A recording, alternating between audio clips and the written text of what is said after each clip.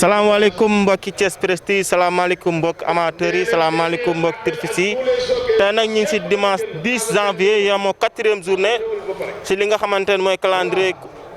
CNG des courses hippiques ñi war fee amal nag li nga xamante ni mooy 4e journée bi 4e journée bi nag am nañ juróomi catégorie yi nga xamante ne mooy groupe 2 groupe 3 ak groupe 1 ak mooy li nga xamante ne ñoo daw ñetti at ak mooy li nga xamante ne ñoo daw ñeenti at ñi nga xam première course bi nag groupe 3 ans yi ñoo koy tijji numéro 1 mooy Pathé Fody Diop numéro 2 mooy Amine numéro 3 Diëk numéro 4 Marème Da numéro 5 Maguette Diop numéro 6 Jigéen numéro 7 Karim numéro 8 Lat Fatim numéro 9 Coloré numéro 10 Law numéro 11 Miss Yacine et numéro 12 Miss Yacine numéro 13 Fidèle loolu mooy fas yi nga xamante ni ñoo war a daw li nga xamante ni mooy moo la ñetti at yi buñ si jógee tamit moo li nga xamante ni ñooy daw ñaari course bi moo li nga xamante ni ñoom ñaari at njare waxe la doomu Garouza Ibrahima Seck moo ko moom numéro 2 Ñal Bantu numéro 3 La Reine de Saba numéro 4 Aladji Samba Doulaka numéro 5 Bobo Fall numéro 6 leader bu Ablaye Ndoye numéro 7 Ëttu El Hadj Demba Seck numéro 8 à moi numéro 9 Betty Madior numéro 10 Louga Lo bu ñu jógee si catégorie bi nag dañuy dem ci li nga xamante ni nag mooy groupe C bi groupe C bi ñi ko composé mooy Misane numéro 2 numéro 1 Nawel numéro 2 Misane numéro 3 Bel numéro 4 Mami Ndawa numéro 5 Baax numéro 6 Taxwa numéro 7 ma sàcc wax la numéro 8 Mambo King numéro 9 Volti numéro 10 Mami Bao numéro 11 Yokku numéro 12 Baraka 2 numéro 13 Nelen Kar numéro 14 Ndigal bu ñu jógee ci loolu nag dañuy daw li nga xamante ni mooy naaru góor yi ñi leen ko gën a xamee ci groupe 1 numéro 1 mooy Auguste numéro 2 Magistrat numéro 3 Medina numéro 4 Darou Sam numéro 5 Fayrou numéro 6 Doumaye numéro 7 Dar Khoudoss numéro 9 numéro 8 Mazor numéro 9 Alfat bu ñu jógee ci loolu nag dañuy ndar képp li nga xamante ni mooy émission bi course bi ndaxte ñëpp xamante ni nañ ñi ngi si li nga xamante ni muy couvre-feu bi moo tax tey CNG des courses hippiques dafay ñëw démarrer course yi 15 heures pile bu ko defee ñëpp mën a delluwaat seen kër yi balaa li nga xamante ni mooy 21 heures mooy ñi ngay tëj nag mooy 5e course ñoom ñooy groupe 2 bi numéro 1 Rajab numéro 2 Salimar numéro 3 Taïf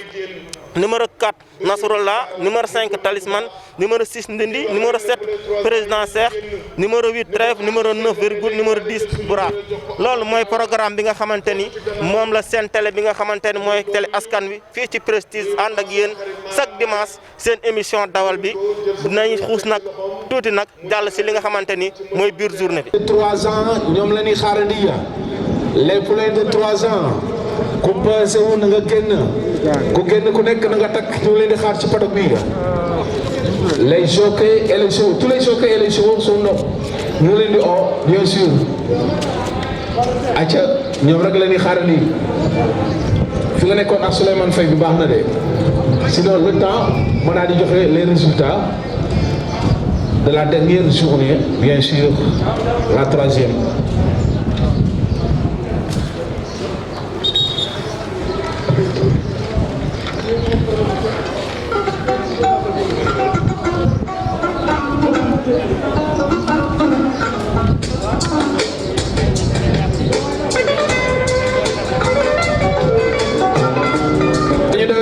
muy première course bi Lat Fatim moom moo jël raw gàdd bi si temps 2 minutes 21 secondes ñaareelu place bi Amine ñetteelu place bi Marie Pierre ñeenteelu place bi Karim juróomeelu place bi Jigéen juróomeelu place bi Sanu Sall bu ñu fa jógee nag daal di dawal les poulains de 2 ans ñu doonoon li nga xam ne bii moom moo doon juróom-ñeent Ilimane Ndeye Fama Der Escobar Yacine Sogi Kirène Binta Si Black Moteur am saxul Assirou. mais tey jii dimanche passé Lat Fatim dañoo gis mu daal di daw daal di raw ba pare daa def temps boo xamante ne moom la expert mujjee woon def kon tey jii ñoom ñaar rawante la seen biir waaye góor yi nga xamante ne dañoo ñëw muy ku ci mel ni Law ku ci mel ni Taïf ak Bayla ak Maguette Diop ñu ci bëri dañ jàpp ne daaw baaxuñu woon dañoo wàccoon yoon kon bu fekkee ne ñëw nañu daal di indi ay état de forme yi nit ñi doon xaar si yaakaar si ñoom daaw kon tey jii ñoom it nañ leen bàyyi xel. waaye Amine gis nañu dimanche passé ñu téye ko ndadde bañ ko fiilee mu ñaar ñëw dool 2e kon daal góor a course bi nañ ci xaar lu nekk nañ ci xalaat lu nekk ndaxte course moom course bu neex a neex lay doon incha allah góor a caam. ñëw na war a daw li nga xamante ne mooy war a débuter carrière am parce que mel ni daaw fi mu nekkee ci yoonu jubantiku fa la li nga xamante ne mooy mbas mi attaqué ñu ngi ñaan yàlla mu denc ku mel ni Miss Yacine daaw na mais mosul xotti aussi kon da la leer ni rek ay fas yu baax yoo xamante ni yu am degré de sang ay fas yoo xamante ne nii yu am yaakaar am ay jockey ñu tànnal leen ay jockey tànnal leen ay entraîneur si Laye Ndoye doon na def commentaire bu mucc ayib ci fas yi waaye tey boo xoolee ku mel ni rek Mata Fall di laaw nu roog lool magam di nga xamante ne mooy laa la cat dafa mel ni léegi mu baax de léegi mu baax buñ déparé Laye Ndoye mooy démarrer reportage bi waaye ki nga xamante ne mooy Maguette Diop moom it daaw musta xotiru si ñëw nañ écurie Rewmi ni engagé ñaar xanaa dañ ko téye ci 1750 mètres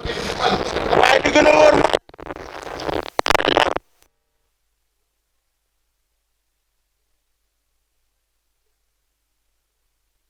bu drapeau bi daanoo loolu yëpp dana leer ndaxte tey drapeau bi daanu na Laye Ndoye. drapeau bi daan na mais ki nga xamante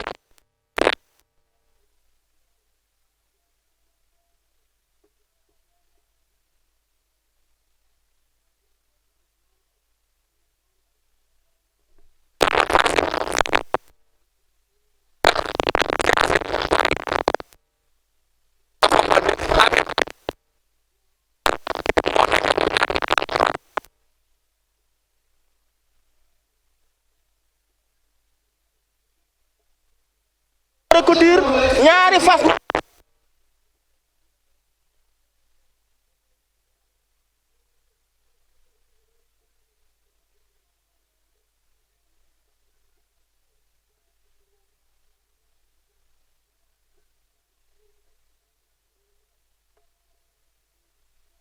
Fatim ak jigéen ak ki nga xamante ne mooy le numéro 8 Taïf ak Bayla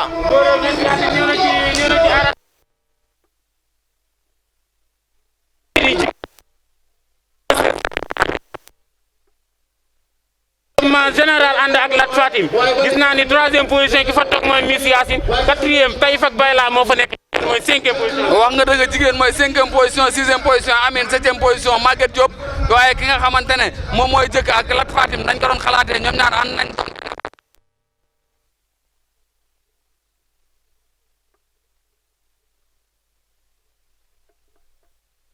Aman force Miss Yacine moo ngi daw lu bëri si diggu taalal bi Amine tàkkaat na ki nga xamante ne moom mooy laaw tàkkaat na waaye Maguette Diop tamit déclenché na góor a jàmm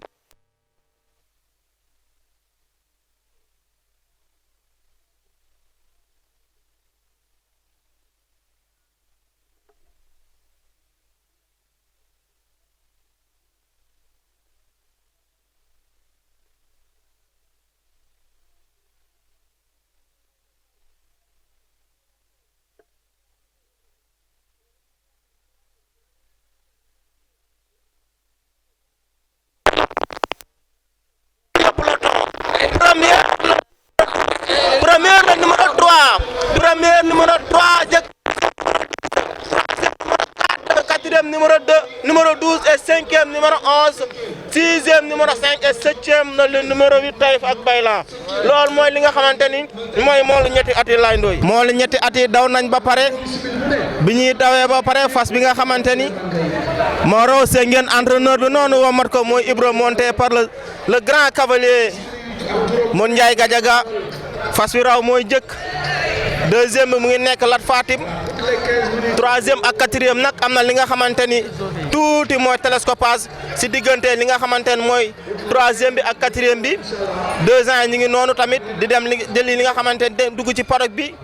ñoom it mu nekk course boo xamante ni course bu neex la ndax fas bi nga xamante ni mooy jëkk tey dafa ñëw wàññi temps bi ndaxte ñoom expert ñi ngi ko doon def diggante 2:20 ak 2:21 mais tey jëkk gis nañ mu wàccee temps bi de 2:18:65 kon loolu du ay caaxaan kon jëkk nañ ko bàyyi xel jëkk nag mu ngi jógee écurie les frères Ndiouk nekk jar baat ci fas bi nga xamante ni Daara Salaam kon moom bu ñëwee raw fas yi rek war naa mën a raw fas yi ndax Korité moo ko jur Korité benn doomu Vanis moo ko jur waaye nag jëkk moom Soleil de Minuit moo ko jur nekkoon fii ci Arène Nationale bu Thiès Soleil de Minuit nag kenn deetu ko présenté kenn Soleil de Minuit mooy John Cost doomu John Cost Sadezwel par nos jeunes danseurs loolu nga xamante ni tii moom lañ leen jëlee ci li nga xamante ni nag mooy am ñetti at ànd ak ki nga xamante ni mooy Grand Royal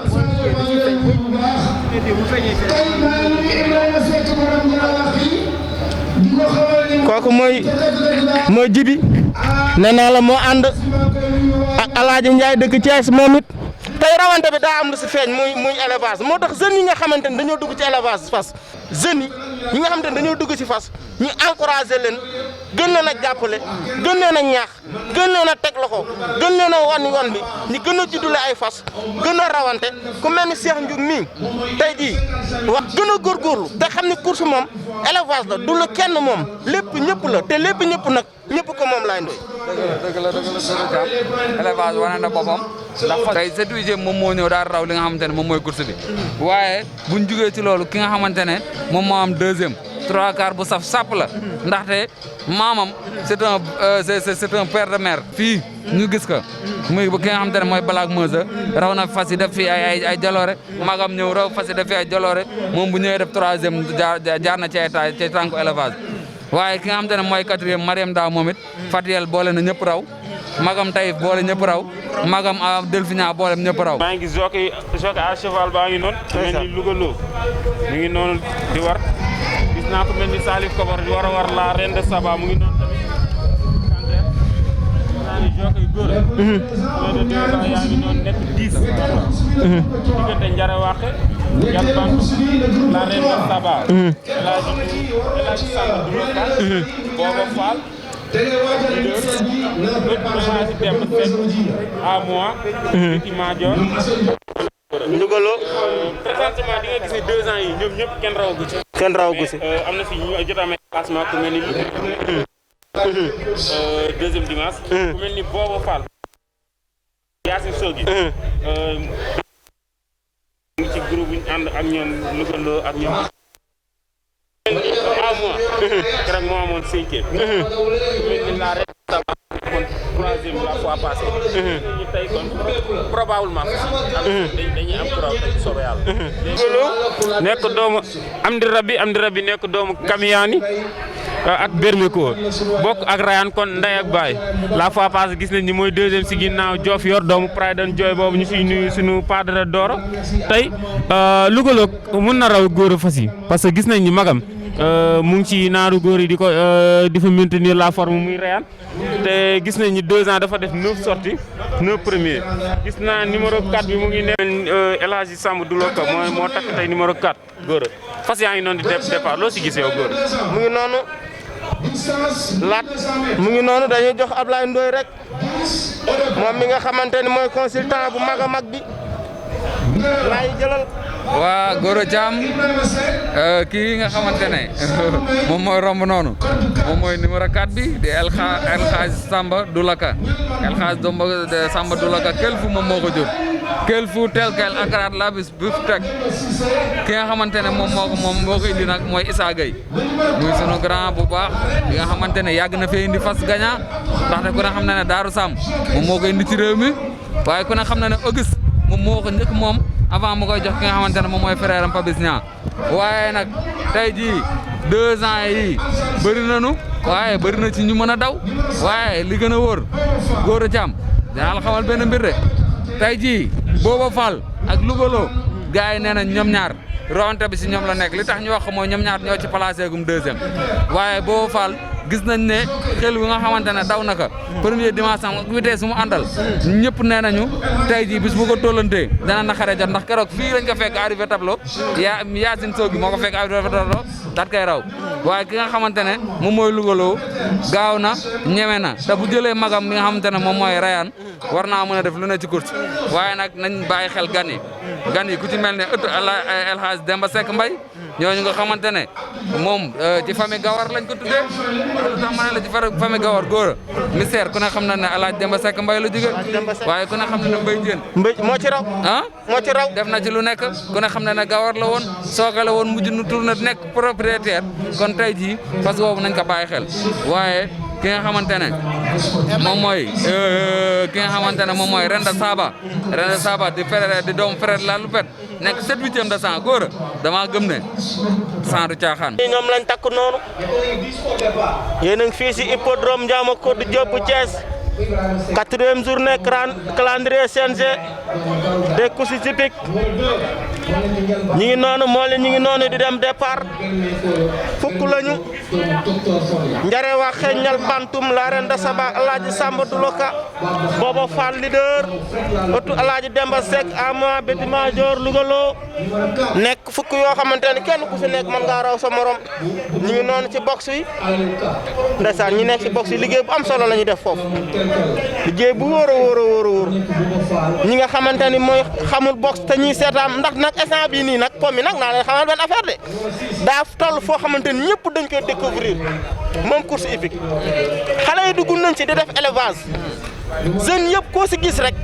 mu ngi ut demi-sang commencé def élevage am ndax wàññi boo gis rek ci benn lay commencé ñoom ñëpp boo demee Thiès boo demee Tëngéej di nuyu ku mel ne Laye Fall si paret moom tamit borom Boy Galaya moom mi rek mu ngi bëgg a dugg ci fas dañ koy ñaanal gagnant Babacar Ndiaye transporteur bu mag bi borom Tivaouane ak Kër Massar moom tamit ñu koy ñaanal di nuyu ñag waa grand place Modou Bambara ñoom Aziz ñoom ki nga xamante ni Modou Bambara et consort Pape bu lu waay wax mu dugg ci. maa la wax loolu. te ndaw bu enaam lu waay wax lu waay wax bu dugg si engagé boo demee course ba yaa ngi koy fekk ñoom Alaaji Ndiaye ñoom Leuz ñoom Aline ñoom Mame Ngagne Dariaba supporter Omar Bao Junior moo bëgg loolu écrire lamba fa Ahmed Tara Seck ak Ngagne Dieng nga xamante ne nii Cheikh Issa Dieng ñeneen ñi ñoo Kër Baye Mbaye Wade ñoom nga xamante ne ñoom waa Y'en a marre fa lañ nekk nga xamante ne ñoom tamit ku lu waay wax rek Y'en a marre dugg si waaye nag li nga xamante ne mooy moolu 2 ans yi ñu ngi si départ bi. en deuxième sëtam lañ ne la mooy pur sang léegi nag nga sëtam foofu pur sang ne élevé au Sénégal. tey boo xoolee programme bi Ablaye Ndoye riche na riche boo xamante ni gisoo si benn yoon benn demi-sang te lii lu raar la course dem ba nga xamante ni da ngay gis programme lëmm 3 quarts yi sax bariwuñ si 7/8e rek jëm kaw loolu moo lay wanal ni élevage bi mu ngi dem mu ngi avancé mu ngi jaar yoon étalon groupe mooy ñu ngi ñëw ku mel ni Daram Sarr nekk doomu Renbo Kest yaay ji Dariaba Nayen surtout Nozen Darzer Renbo Kest moo raw 84 joxe club ak Arc de Triomphe tey doomam ñëw ci réew mi ku mel ni ki nga xamante ne mooy war xoos doomam war xoos ñëw ci réew mi ku mel ni ki nga xamante ne mooy Galileo Abdou Khadre Mbaye ñoom indi ko fi doomam ku mel ni Sokku Nayen doomu Galileo ñëw boo demee kër sëñ Moussa Mbacke nga fekk fa spécial dig fekk fa teel som nga dem écriture fekk fa Diwatee nga dem kër Omar Bao fekk fa ku mel ni ñoom Brésilien Sap nga dem kër Rimete Diagne fekk ku mel ni Bermeko loolu da leen leer ni élevage mu ngi jaar yoon étalon yi ngi ñëw waaye nag fas yaa ngi si box yi. mais góor 1984 boobu noonu Arc de Triomphe premier ki ko raw di Renbo Kest gis nañu doomam ñëw na fi deuxième Darshan gis nañu doomam ñëw na fi parce que Charpar ak Lovon Los ay doomam lañ ki am troisième di Sadezul gis nañu ay doomam ñu ngi fi wala ay sëtam parce que ku mel ni Almonteser doomam la El Django pratiquement doomam la te doom sëtam El Hadji Demba Seck surtout El Django la te mu ngi nii ci 2 ans yi góor a nga xam ni amélioration moo toll foofu noonu parce que boo demee écriture di nga fa fekk ku mel ni Thibaoutin fekk fa Garfu nga dem si Ara Djili Mbaye fii nga fekk Fred la Loupette parce que doomam gis nga ni li muy dawee ci 3 ans yi di Marie Pierre pratiquement doomam mu ngi ci box yi nekk la Renda Saba boo demee écrit professeur Sakhi Thiam di nga fa fekk Soul City di nga fa fekk gars yi seen dool ku mel ni Abdou Khadre Mbaye tamit moo fi indi ku mel ni War Xorsi di doomu Galileo te gis nañ ni Galileo pratiquement extérieur doomam yi ñoo tegaloo ci grand prix arc étalon meilleur étalon moom Galileo nekk doomu Sadeswell nos jeunes danseurs góor defe naa ni fas yee daw Europe seen i doom ñooy daw fii nii kon fas yee daw. bi nga ne Darsane sama xel daa dem ci Sarpar Darsane sama xel dem ci ki nga xamante ne mooy àdduna professeur bu mag bi jëndoon ko moom alal bi mu tuddee ko àdduna bi mu tuddee ko alal waaye nag alal nag rakk laa la cat la woon vainqueur Grand Celta 2005 waaye Darsane Serli Marcel Bouzak moo ko moomoon yaayam Serli la tuddoon fasu Marcel Bouzak la woon te Marcel Bouzak ku màgg la ci histoire course ci Europe ndax Arc de Triomphe day am benn catégorie boo xamante ni prix Marcel Bouzak lañ ko tuddee kon da lay leer ni course du ay caaxaan. du ay caaxaan góor a jaam du ay caaxaan si Abdoulaat mais bu ngeen duggee ci seen baay yi waaye ñu bàyyi xel seen yaay yi parce que tey jii ñoom ñëpp am na ñuy ndey ku ci mel ni tey jii la reine de Saba ñu daan ne Mystère 3 moo ko jur Mystère 3 ko moo nekkoon doomu vin royal bi maître Moussa Mbacké waaye ku ci mel ni leader nekk doomu li nga xamante ne moom mooy la Fafo ndax la Fafo yaayam doomu Noble Bear la tey jii kooku yooyu di yaayam non leader doomu ki nga xamante ne mooy Thanksgiving Giving la Thanksgiving moom it ñëpp xam nañ ko waaye ki nga xamante ne moom mooy Bobo Fall nekkoon doomu ki nga xamante ne moo nekk doomu ki nga xamante ne moom mooy la Fafo waaye à moi ku ne xam na ne moom surtout Garouza la surtout ki nga xamante ne mooy Casaroun la kon tey jii Lougaloo nekk doomu Hamdou Rabbi kon tey jii ñoom it seen ay yaay ay jument yi ñu ràññee la ci li nga daw ci réew mi fii def ay performance toll nañ ci élevage foo xamante ni yaay yi koo ci tudd rek di nga wax performance bi mu def ndax ndey ju baax moo jur doom ju baax waaye ba tey nag fas yi ñu ngi si box bi boo gisee mu yàgg mooy ay mol lañ yoo xamante ni nii ñaari at lañ am ñii sax seen ñaari at des na ñaari weer mbaa ñett di jàng daw 1200 mètres dong lañu daw dañu xandaalu rek te ñoom nag ñu ngi si box yi xamaguñu daw xamaguñu box moo tax généralement ñoom dañuy yàgg ci li nga xamante ni départ ba daanu na drapeau bi daanu na ki nga xamante ne moom laa gis mu luñu mooy ki nga xamante ne la reine de Saba waaye Lougaloo jaar na ci arrage bi génn na moom tamit Bobo Fall ñëw na 2e position 3e position leader 4e position la reine de Saba Lougaloo génn na waaye ñaari fas égriti ñëw nañ ci moom waaye ki nga xamante ne moom mooy Lougaloo génn na waaye Lougaloo génn na leader ñëw na Bobo Fall ñëw na reine de Saba ñëw na Gora Thiam ñalbantu ñëw na ki nga xamante ne moom mooy 2e position Gora jóg nañu ñu ngi tourné fi 3 ans yi jóge ki nga xam ne moo génn moo instant yi nekk mooy jalbantum Lougaloo songaat naka ànd ak leader gis naa ni jockey bi war Bobo Fall reculé na un peu daa mel ne am na lu muy xaar ki jiital fas yi nag mooy njarawaxe bu El Hadji de Ibrahima Seck Gora. dëgg la ñoom ñëpp def nañ benn tànk ki nga xamante ni mooy leader ak ki nga xamante ni Lougaloo ñoo ànd génn waaye seen naa xacc bi nga xamante ni mooy fas bi doon ëtt El Hadji Demba Seck mu jaar ci kaw ci ki nga xamante ni mooy ñalbantu ñi si des ñëpp nag ñu ngi def li nga xamante ni benn bloc Ablaye. ñoo ngi def benn bloc Lougaloo Bermako ki nga xamante ne Chris S docteur Fonk waaye 2e position leader fa Tibotin 3e position ëtt Demba Seck 4e position Njalbantu waaye Gora Thiam Lougaloo ak leader ànd nañ tourné 200 mètres bi ci Abdoulaat. Gora ñu ngi nii di téye si ki nga xam ne moo jiitu ba tey mooy Lougaloo di rek si Rayane ànd ak leader seen naa Njalbantu mu ngi si biir ku mel ni Samba Duloka mu ngi ci biir Gora ñu ngi nii di téye si ki nga xam ne moo jiitu mooy Lougaloo mu ngi téye si léegi ni ànd ak leader ki nga téye 4 El Hadji Samba Duloka numéro 7 bi ëtt Demba Seck ak Njalbantum 5 fas yaa ngi noonu Gora ñoom ñoo tegloo noonu ñu ngi def 1 minute 36 Lougaloo moo raw nekk rakku Rayane di si félicité bu baax Alé Diagne ak magam maître ñoom tamit di def liggéey bu jaar woon ci li nga xamante ne mooy élevage li ma la wax rek élevage du ay caaxaan élevage day def confirmation ki nga xamante ni mooy propriétaire bu moomoon slogan daraan wax benn affaire ndeysaan Lougaloo mu ngi noonu Lougaloo kër mbër gu mbala ñaan waa ko Omar Ba ndeysaan waaye ki nga xamante ne mooy Moussa Ayib la bokkal benn baay ndeysaan waaye ki nga xamante ne mooy Misaan la bokkal benn baay ndeysaan Rajab la bokkal benn baay docteur Fonk Chris S Roberto ki nga xamante ne mooy Bermako dafa ñëw écrire la Saint-Louisienne daal kay changé complètement Gora Thiam ak Cheikh Abdoulaye ndaxte dafa ñëw dafa liggéey bu rafet dafay fekk ay jument yu am solo waaye ba mu ñëwee daa leen yokk nag te ku yokkul ku ne da ngaa wàññi. comporté moom noonu tey ci élevage da nga naan déggoo naa fas bu nekk parce que doomu Arcadix asira mu ca arab ku mel ni doomu Kamiyaani ni déggoo na ak moom ku mel ni yaay ñoom sarab doom ñoom yaay mu jay doomu sole de mini gis nga ni berme ko déggoo na ak moom amélioration góor mën nga améliorer ci côté bu nekk détecté fa fas yi nga xamante ne moom la éleveur yor mu daal di jënd ñëw indi bu jëndee bu defaree ba mu baax daal di sédd ñi nga xamante ne ñoom ñooy ay xaritam waaye doomu këlfu la tel quel akaraat la bés bépp teg këlfu nag doomam mu mën a 2 ans bu yeboo nga bàyyi xel 3 ans ak catégorie ndax moom ay doomam en général catégorie la ñuy gën a toj góor a jaam ñu gën a daw ku mel ni Biddew bu Njàmbur bu professeur Sakhir Thiam di si nuyu ku mel ni ki nga xamante ndeysaan Bokar si ngi noonu Bokar a ngi noonu Bokar ndeysaan mu ngi noonu borom Golori Couture ndeysaan jockey bi nga xamante ni moo waroon fas woo di lugaloo Fallou Diop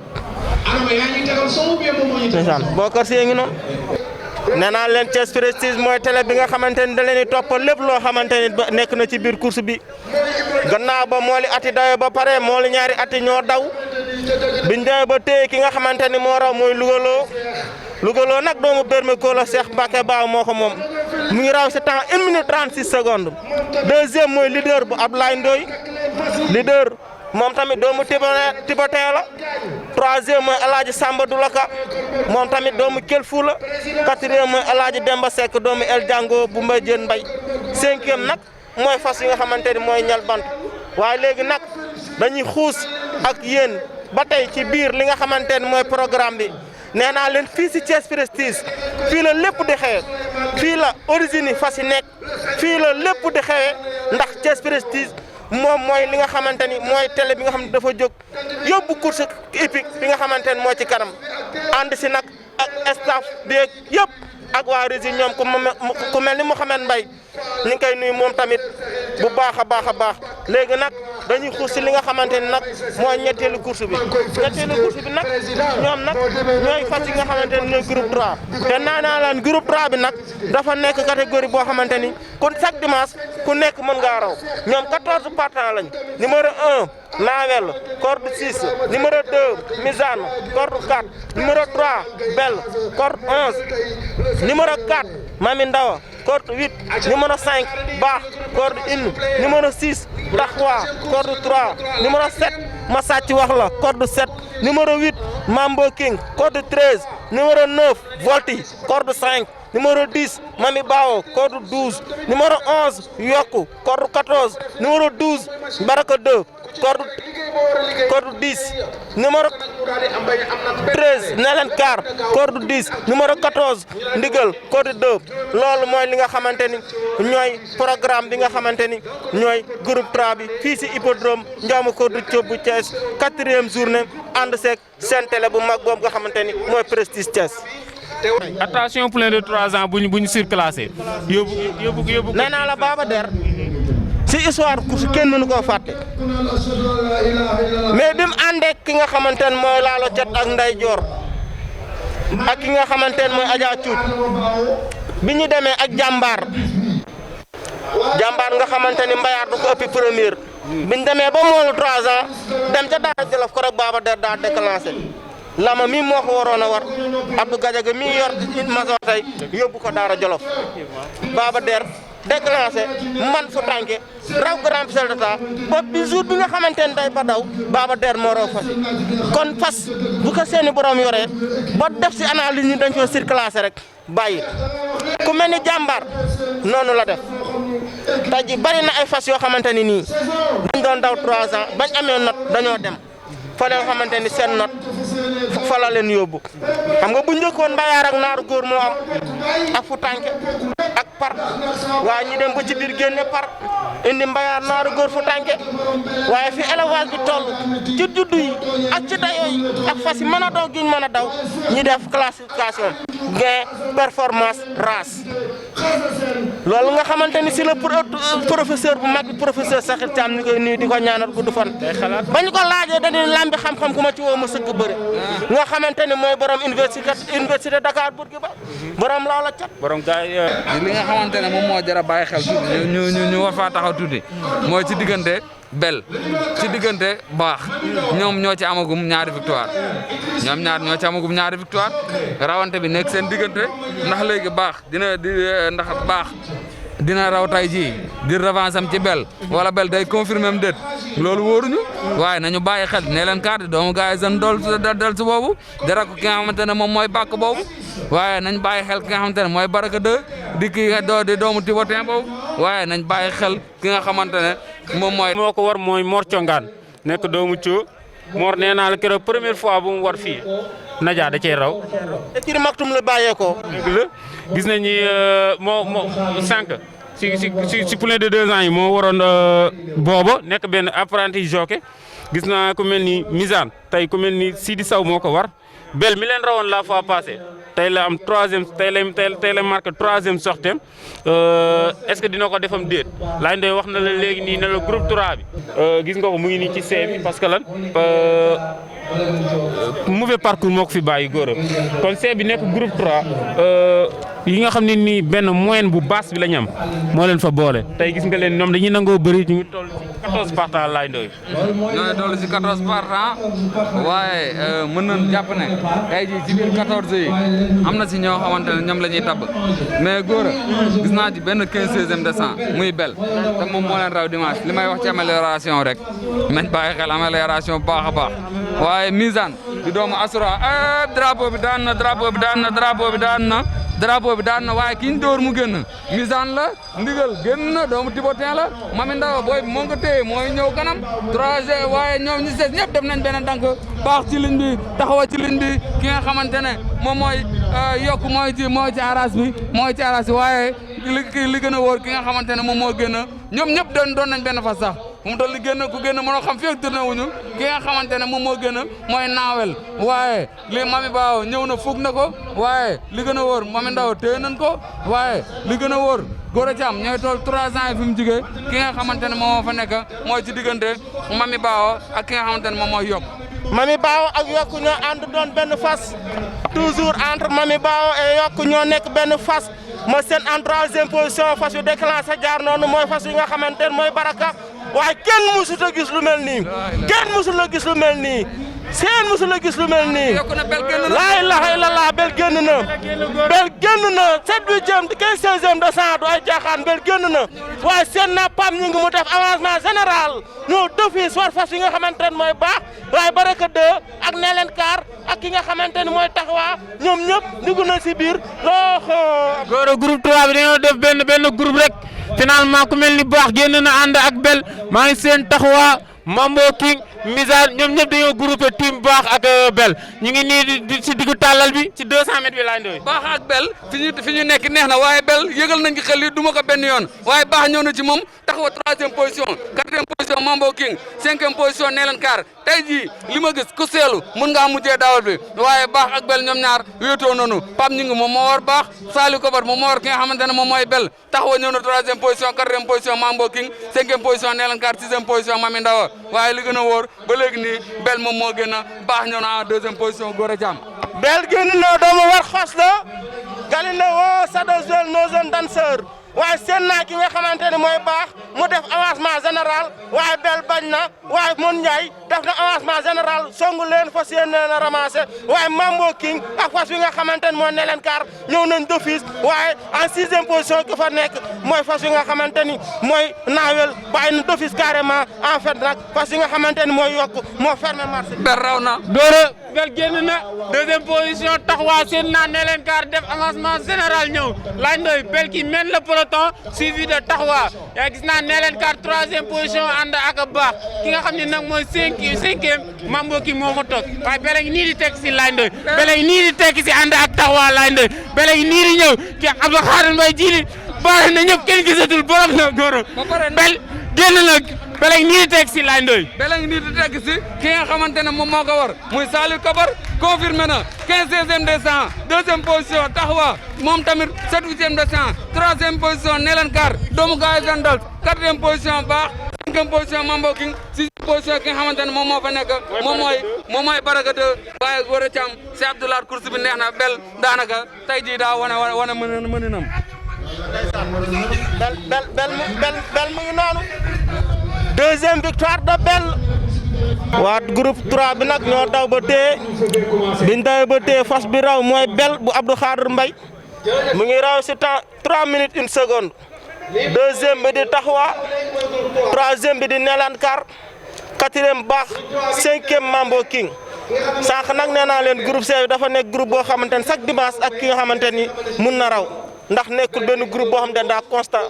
ndax boo xoolee groupe C bu ñu waxee mooy parce que nga xamante ni ñoo gën a néew doole lañ jël boole leen dajale leen ñuy rawante seen biir kon loolu su amee rek day nekk loo xamante ni nii chaque dimanche rek ak nga xamante ni war naa mën a raw yéen a ngi fii seen émission dawal bi ci Thiès Prestige di leen toppal 4e journée calendrier épique incha allah lépp dana gën a leer. mu ngi ubbi depuis le 20 janvier mais chaque dimanche rek CNG mi ngi dox ay jéego pour mën a yokk dara donc depuis le 20 décembre soo xoolee chaque dimanche rek CNG mi ngi jéem a dox ay jéego pour di gën a respecter mesures barrières yi soo xoolee mesures yi nga xam très bien passé course yi teel na commencé soo xoolee fi ñu toll nii 5 heures a ngi jot te ñu ngi takk 4e course naaru góor yaa ngi waaj a dem départ groupe 1 donc vraiment liggéey la boo xamante ne ñun ñëpp ñoo ko bokk et di ko rafetlu tamit parce que c'est un travail. tey jii c'est un travail collectif c'est un réussite collectif mais tey jii buñ la waxoon tey jii li nga xamante ne moom ngeen organiser nii tey jii boo jee lan lañ mën a xalaat parce que chaque fois ngeen indi ñu surprise. maa ngi rafetlu seen xalaat CNG lépp lu muy def rek daf si concerté wu ak ministère des sports soo xoolee bi ñuy ministre bi moom moo si xalaat xool ko ndax loolu yanu na maanaa wala yanu wul maanaa ñu def ko. di nga si gis soit benn millimètre ñu yewal si benn fas téye benn fas parce que du xel du xalaat ngay rawante am ñaari fas yu bokk benn kër nga boole leen nga bëgg a boole ndoo ñoom ñaar ñëpp téye ne da ngay rawante loolu du xel. du xalaat gis nañ ku mel ni Faydu gisuñu ko finalement dafa mel ni dafa def dañ ko disqualifié wala non partant la loo ci mënti dégg gis naa ku mel ni Auguste mu ngi ci biir Magistrat mu ngi ci biir Médina mu ngi ci biir Daaru Sam mu ngi ci biir Doumayeen pareil ku mel ni Daaru Khoudoss mu ngi ci biir Major ak Alfat jigéen écurie réunis góor Auguste moom la ñëpp favoriser parce que da ko yeeyoo gis nañ ne ñaari sortie la defagum def ñaari réalisation actuellement ñoom ñëpp ñu ngi ci box yi ñu nekk ay crack adulte di groupe 1 bi doo ci mënti dégg ñoom duñu yàgg ci box yi parce que miin nañ ko xam nañ box léegi ñu jóg Laye Ndoye léegi ñu jóg Cheikh Abdoulaye léegi ñu jóg Gora Thiam waaye Gora am na ay gande Mazor ñëw na gan la Alfat ñëw na gan la ak tey dafa sawar carrément ba xam sawarte gi dana ko jik on va voir ndax entraîneur bi ko yor mooy Abdou Gadiaga nekk mag ci Mon Ndiaye ak ki nga xamante ne mooy Mouhamed ñoom nga xamante ne Abdou kii moo raw ci Dar es Salaam kii moo raw ci ki nga xamante ni li mu raw ci ndeeleen ci li mu raw bari na tey ji bi dee bu fàq 2004 digganteem ak bu raax rawante bu metti ba tey ji kii lu mu raw rek dootul jaaxal kenn waaye nag daa mel ni léegi mu baax ndax ñu ngi si box bi. waaye am na lu xew de Gora Thiam. gis naa changement de socré. dimanche passé dañoo jël ay décision. drapeau baa ngi waaj a daanu nag. drapeau baa ngi waaj a daanu maa ngi gis. drapeau bi daan na Pam ñu ngi moo war magistrat dóor na ko mu xaw a lu ñu waaye du ma leen tamit dóor nañ ko mu daal di génn magistrat génn na monté par ñi ngi bàyyi yàgg na kaa def Medina ñëw na Dumayeen ñëw na Daaru Khoudoss ñëw na Auguste ñëw na Mazor ñëw na Alfat ñëw na waaye li ñu yaakaar na waaye ki réew dañuy dóor benn fas defuñu ko magistrat génn na monté par Pape Ñing deuxième position Dumayeen monté par Fallou Diop troisième position Medina monté par Siri Sow quatrième position ki nga xamante ne moo fa nekk moom mooy Mazor cinquième position Alfat sixième position Auguste septième waaye Daaru Sam moo tiré fas yëpp foo déclaré forfait. ndeysaan lay magistrat moo génn ba tey c'est magistrat qui mène le peloton suivi de Doumbouya, suivi de Alfat qui vient en 3e position et le cheval major. Ensuite Auguste qui vient de fermer la marche dans le côté corde. Aussi tamit xas yi nga xamante ne moo génn ba tey moom lañ leen wax moom mooy magistrat monté par le jockey Papa Gningue. góor magistrat génn na mu ngi ci tournalu xombal bi war a ut si tournalu Gorlé Couture en 2e position Doumbouya moo fa nekk ñi si des yëpp dañoo groupé si diggante Médina Major Alfat Auguste mi leen rawoon bu mujj bi ak Daaru Sam mi leen sàmm laaj ñu ngi nii tourné si tournalu Gorlé Couture ñëw jàkkaarloo tribune bi toujours Daaru magistrat moo génn Pape Gningue moo ko. magistrat génn na fils de Warxoes petite fille de Amina Brodo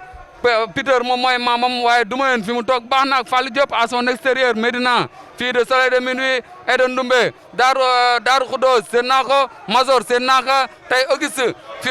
parcours am baaxul tey jii lu mu def ci course bi rek jàppal ne moom moo mën fas yi bu leen rawee waaye magistrat génn na ba léegi monté par Pape Gningue. magistrat génn na tourné fi nga xamante ne mooy tournal professeur Sakhir Thiam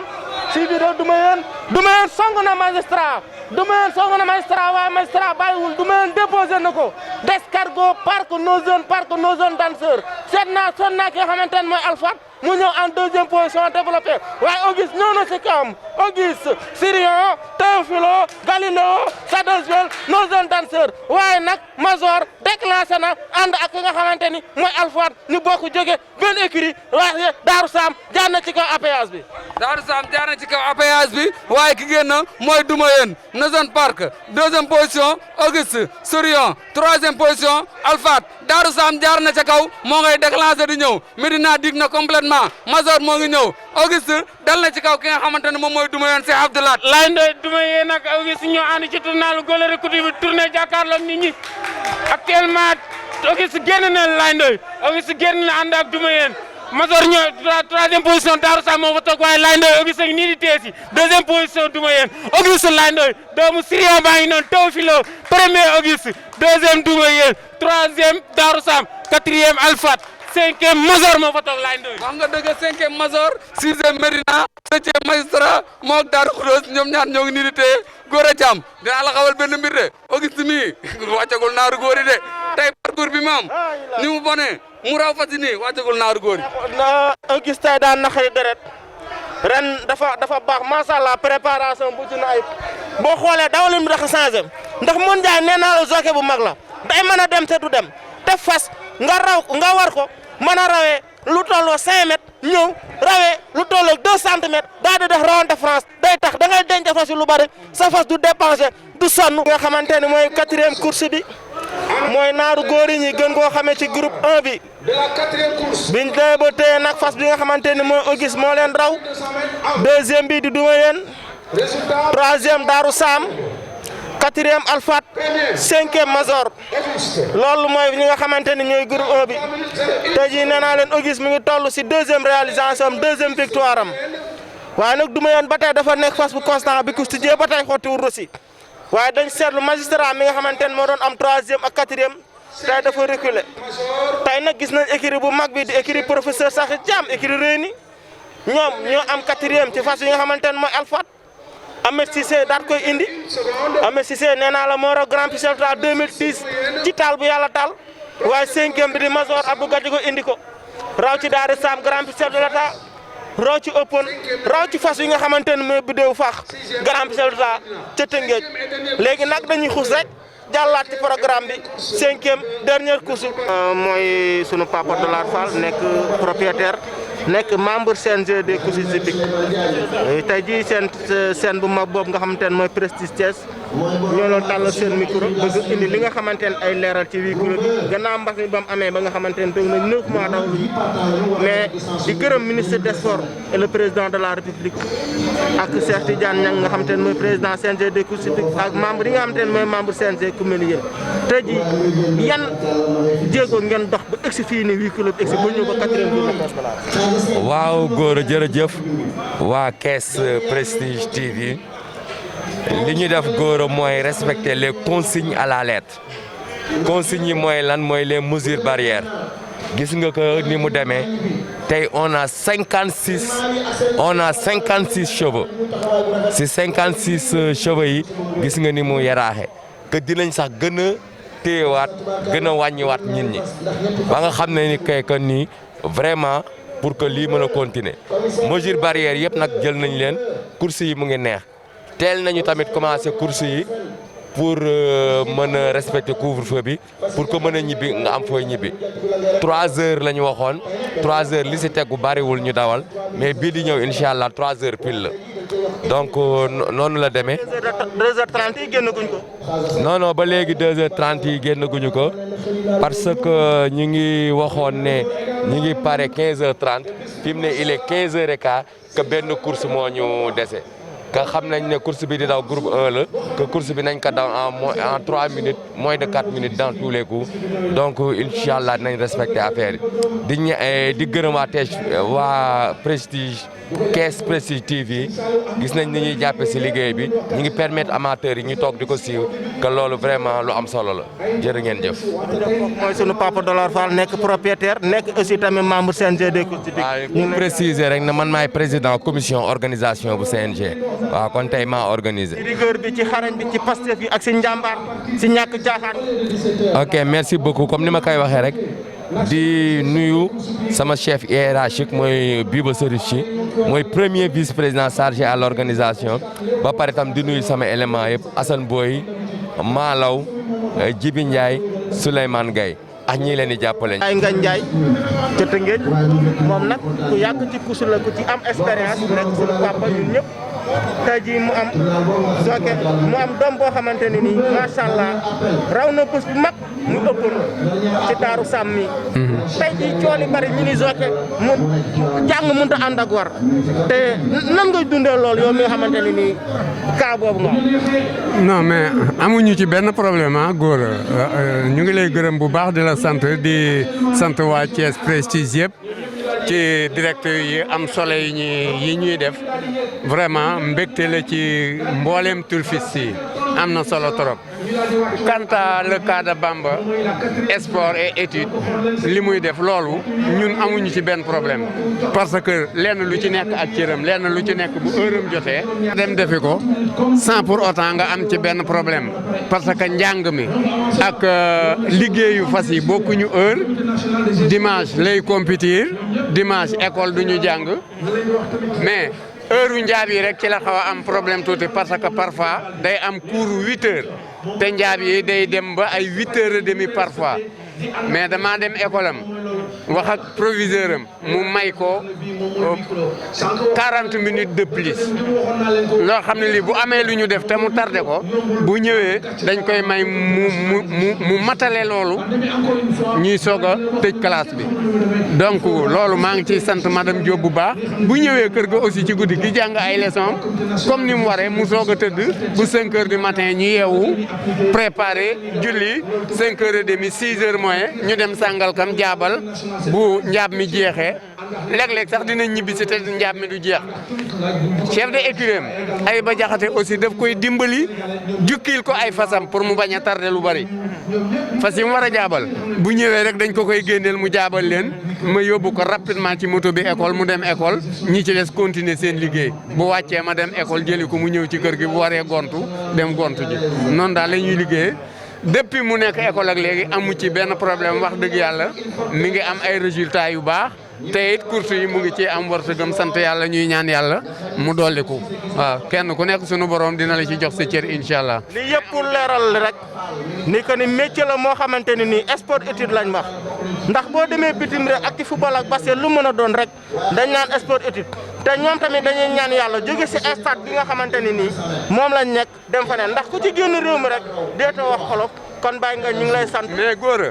am na ci loo xam ne lii parent bi rek moo mën a jàppale xale bi pour loolu mën a réussir parce que su fekkonte ne bii bi ma ko yóbboo mbaaw mu def formation parce que moom bi muy dem mbaaw boobu juróom-benni atam matagul dafa dem mbaaw commencé formation ba école tijji ñu inscrire ko mu dugg école à l'âge de 6 ans boobu ba nëgë ni bàyyiwuma ko benn yoon mësul fanaan àll mësul dem te ànduma ak moom. Pastef si sa doom. loolu nag encadrement ci ngay dimbalee xale bi ba li nga bëgg mu am ko mais su fekkente ne bii da nga koo dugal école bàyyi ko ci fas yi sànni ko rek noonu mën naa am sax muy négliger études yi topp fas yi parce que fas virus la. boo ko encadré wul encadrement ba ca war li nga ci bëgg amaana doo ko am ndax du moom rek mooy xale boo xam ne bii commencé na jàng ak di rawante mais ñi ko commencé woon ñëpp ñu ci bari seenum jàng yàqu na parce que ni ma ko encadré xëy na seen i parents encadré wuñ leen noonu mais man daal li ma bëgg mooy mu réussir ci lii mën na nekk loolu la ñuy ñaan yàlla incha allah duñ ko bàyyi benn yoon. kooku mooy Baye Ngagne nekk ci papa ci Khadim Bamba Ndiaye moo am léegi 3e di naar góor ak fas bu nga xam te ne Daaru Sam nga xam te ne dafa nekk xale bu yaru xale bu sulusi xale bu set nga xam te ni mag mu ne jox na la cër ndax lan discipline bi ak yar bi nga xamante ne nii papaam yar na ko ci ak tàggat bi mu koy tàggat ci école bi ndaxte ku ci génn dem feneen rek déetoo lak olof da koy jéem a seet ndaxte rawante écurie la doo engagé fas yu bari téye ñëpp loolu mënta ne waaye nag seet nañ ni dina jaxasoo daal ndaxte am na ay fas yoo xamante ne nii ñi ngi seen biir ku mel ni very good mun naa ñëw boobu ba léegi ñi ngi koy xaar foo xamante ni ñëw gu fa waaye tamit ku mel ni rajab nañ ko bàyyi xel parce que mën a daw la gaa yaa ngi ci départ bi benn fas rek moo des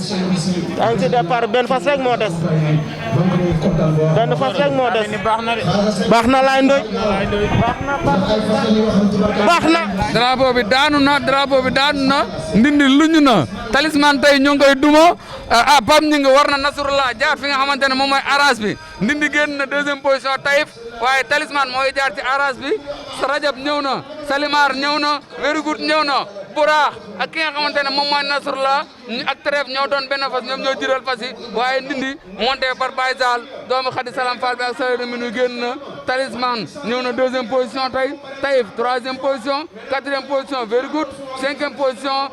Rajab ak nga xamante ne moom mooy Siré ñoo fa nekk sa Gora Thiam. waaw nga dëgg laay ndooy ba tey ndindi moo génn doomu Khady Salam Fall ak Soleil de minuit waaye talisman ñëw na nga xam mooy Taïf mu ñu en 3e position accompagné par le cheval ki nga xamante ne mooy Nasrullah waaye président Cheikh ak ki nga xamante ne mooy Salimar ak Very Good ànd nañ nekk benn fas en 7e position su doy moo fa nekk ak fas bi nga xamante ne nii mooy Rajab. groupe 2 bi mu ngi noonu ñu ngi tourné ci tournal xombal bi ki nga xam ni moo génn nag actuellement mooy talisman 2e position Ndindi moo ko war Ndindi moo fa nekk ànd ak Taïf seen naa Salimar ñëw na foofu Nasrullah mu ngi foofu ak Very Good ki nga xam ne moo jiital fas yi mooy Trèf tourné nañ ci tournalu Golere Couture bi ki génn laay ndooy mooy talisman suivi de Ndindi talisman moom moo génn suivi de ki nga xamante ne moom mooy Ndindi talisman nekk doomu ki nga xamante ne moom mooy premier nekk doomu Honor and Bliss Iges Honor Kenmar Kalamun Zeden Ndindi remplacé na ko tey Fallou Diop moom moo ko war 3e 2e Taïf ñëw na Salimar ñëw na ñoom ñaar ñooñu tey rawante nee naa dina am seen biir Gora Thiam. Taïf et Salimar ñoo nekk benn fas laay ndooy tourné fi nga xamante ne mooy tournal professeur Sakhir Thiam waaye ma seen ki nga xamante ne mooy Soudooy Sidi Sow jaar ci arras bi ak fas yi nga xamante ne moo jóge écurie la Saint-Louisienne muy Rajab nee naa la fas mën a daw la waaye nag ba tey Ndindi bàyyeegul ba tey ànd nañ xeex nekk benn fas waaye léegi Rajab déposé na ki nga xamante ni mooy Ndindi waaye seen naa Taïf mu jaar ci arras bi lay waaw Gora Rajab génn na ki kaw monté par Sidi Sow seen naa ki nga xam ne mooy Salimar moo jaar sa arras ba lay ndoy Ndindi mu ngi en 3e position Taïf 4e position ki nga xam ne moo génn ba tey mooy Rajab Sidi Sow moo ko war mu jóge écurie la Saint-Louisienne la Trèf déclenché na Buraax déclenché na Trèf jaar na ca péage bi Trèf moo ngi ñëw doomu ki nga xamante ne moom mooy Trèf génn na waaye Rajab moo génn ba léegi Trèf 2e position 3e position Salimar 4e position Buraax Rajab génn na doomu Bermeko la docteur Fong Chris S Roberto monté par Sidi Sow 2e position ki fa nekk moom mooy Trèf 3e position ki nga xamante ne moom moo fa nekk mooy Salimar 4e position Buraax waaye ba léegi nii Rajab génn na monté par Sidi Sow Trèf moom moo ñëw ci ginnaaw. Attention les juges, attention les juges, attention les juges. sarap trève sarap rajab trève premier rajab deuxième trève troisième Salimar quatrième le numéro 10 Bourakh cinquième le numéro 9 et sixième le numéro 7 loolu nga xamante ni foofu la naaru góor yi foofu la groupe 2 bi dawee ba tey tey jii. foofu la groupe 2 bi dawee ba tey waaye tey jii kii bu ko PMI wax tey da ngay daanu. ndaxte li nga xamante ne moom mooy diggante rajab ak trève lañ. waaye rajab nee naa la parce que mën a daw la. waa mbokki Thiès Prestige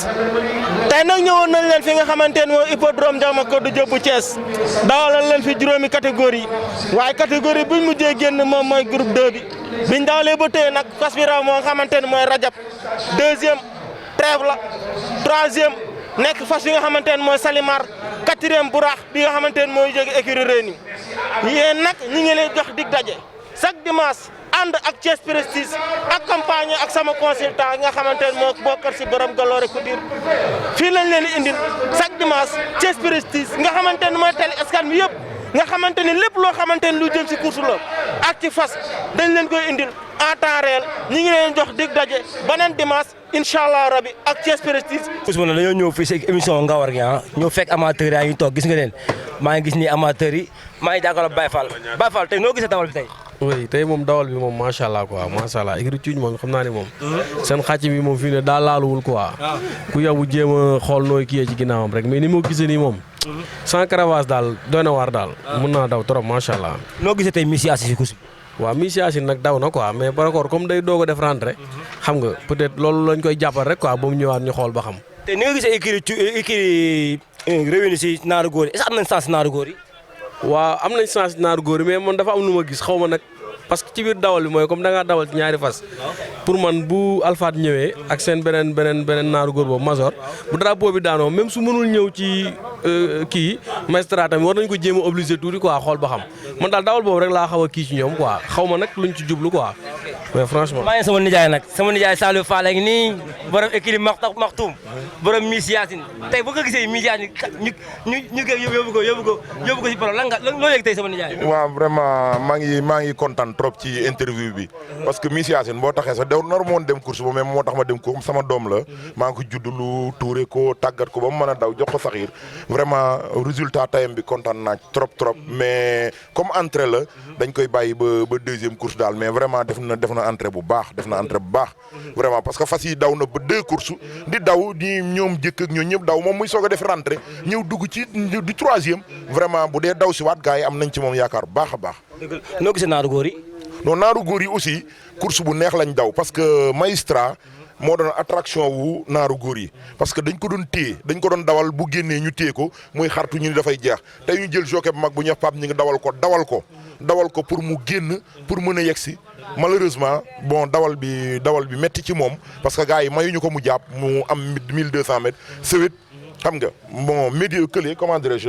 xàcc bi Auguste dañ doon am lu ñu doon tenté parce que Auguste tey dañ ko téye dernier pour magistrat mën a au moins sori ñi ci des ñëpp toog ci moom mais Fallou dafa yeewu bi war a Médina bi mu xamee loolu daa génn ci loo bi ñëw directement deuxième ki magistrat jeexal rek mu ñëw renforcer génn ñëw premier mais foofu aussi xaw na dawal tuuti erreur mooy magistrat jeex na waroo dem di xiree ko boo xiree ko rek xàcc bi dalay jot malheureusement loolu tax xàcc bi jot ko mais daw na xel yu neex naaru góor yi vraiment. noo gisee 4e journée bi. non 4e journée bi moom impeccable vraiment kontaan nañ ci bu baax gars yi respecté nañu mesure barrières yi ñëpp dawal nañ ci jàmm amul benn faute par rapport ak 3e journée ba vraiment 4e journée bi 4e journée bu neex la fas yëpp daw nañ te li ci gën a neex mooy kër yëpp ñam nañu. kër yëpp ñam course moom bu ñëpp dee ñam rek mu neex na ñëpp di ñam mais ñi ñam bàyyi ñi ci des loolu moom du course quoi bu ñëpp dee ñam day tax ñu bëgg di dawal si chaque jour voilà. noo gisee Thiès Prestige. télé Thiès bi moom vraiment jàmm rek jàmm ak salaam ak ndam rek parce que lii daf fee gëj télé buy génne course ñun Thiès amateuru Sénégal yëpp Thiès la ñu ëpp bu ñu amee télé boo xam ne day ñëw di couvrir événement yi vraiment dañ koy ñaanal yàlla. émission bi sax daal doo ko mën émission bi Ngawar émission bi amateur yeeg moom parce que émission baa ngi tudd Ngawar. non loolu la émission bi amateur yi ko moom télé bi sax télé amateur yi la parce que borom télé bi su xoolee ba lii xam ni course day jël lu chaque secteur de développement la mu ñëw di ci dugal di parfois di jël directam di ñëw di couvrir vraiment ñaanal ko yàlla dolli ko sutura yokkal ko ay moyens mu télé bi gën a avancé ba gën a avancé ci télé yëpp loolu rek lañ koy ñaanal waaw. jërëjëf merci. maa ngi doon sama nijaay nag sama nijaay ak ni sant bi rafet na de te ni nga demee si course ba tey noo gisee course bi tamit Ndiaye. waaw kontaan rek. kontaan trop kontaan nañu vraiment ci rawante bi. rawante bi neex na fas yi bari nañu. gis nañ avancement bi am ci course nag wax dëgg yàlla. vraiment ñi soog a def rentrée it gis nañ rentrant bu rafet. bi ñu def ci course. waaw vraiment kontaan nañ ci rawante bi daal wax dëgg yàlla. moom rafet na trop vraiment rawante bi rafet na. naaru góor yi seen rawante rafet na catégorie de seen rawante rafet na. tey maa ngi di ñu naan Auguste ñi naan baax na ñi naan baaxul yaa est-ce que yaa gaa yi bokk xalaat. non Auguste li mu doon daw rek moom la daw ba tey. dafa amoon bay passé lu mu amul tey. ndax bay amoon dafa àndoon ak Medina am lu mu indi woon te indiw ko tey. kon tey Auguste moo bëgg a defal boppam lépp. comme li dal duma yéen. bëgg a indil boppam lépp kon donc faa mu metti parce que fas yi comme mënu leen ñaar yoon. léeg-léeg nag bu fournir da ciy feeñ. waaw. noo gis rentrée réunie si biir rentrée bi moom rafet na trop rentrée bu baax la ñu rentrée parce que seen 3 ans bi. jockey bi juum na. am na bon départ génn te fas bu ndaw la wuy jàng daw. te gisoon nañ fas bi daaw. bu fas yi téye si day am allure boo xam ne moo ci gën a neex arrivé. kon donc su amee bon départ na ko dóor rek mu xiree ko dem fas bu ndaw la day jàng daw. mu dóor ko mu daw. mais bi mu ko delloowaatee nag njuumte la ci moom quoi. waaw mais nag. ça va. waaw ça va baax na trop. waaw. waaw macha allah ñun ñu ngi continuer waat di liggéeyaat suñu écrit di defar. parce que comme écrit bu nu ay xale la ñu woon ñu duggoon ci course. vraiment biñ ci duggee dem nañ exploit boo xamante ni nii. mën nañoo wax ne jafe na koo ci def wala boog mosuñoo gis sax koo ci def ci Sénégal ba taj parce que man defe naa ni am naa juróom fukki at ak nangam te ci course yi laa juddu te war naa fas traîné naa fas ba mu raw sax au moins grand prix chef de l'état ci parfuñe bu feebar ma ko daan aw man suñu biir kër ndax Alaaji Dudu Gueye mooy sama maam kon xam naa dara ci fas waaw. écrit macha allah nag écrit la boo xamante ni nii wax dëgg yàlla ay xale ko yoroon yu jàmbaare bëgg course mais amuñu épaule quoi amuñu aide du question amuñu ndimbalu xaalis wala fu ñu def suñuy fas mais ndimbalu xalaat la ñu am ci course yu mag yi nga xam ne ñoo leen war a jàppale dimbali leen te course loolu rek moo fi nekk jàppalante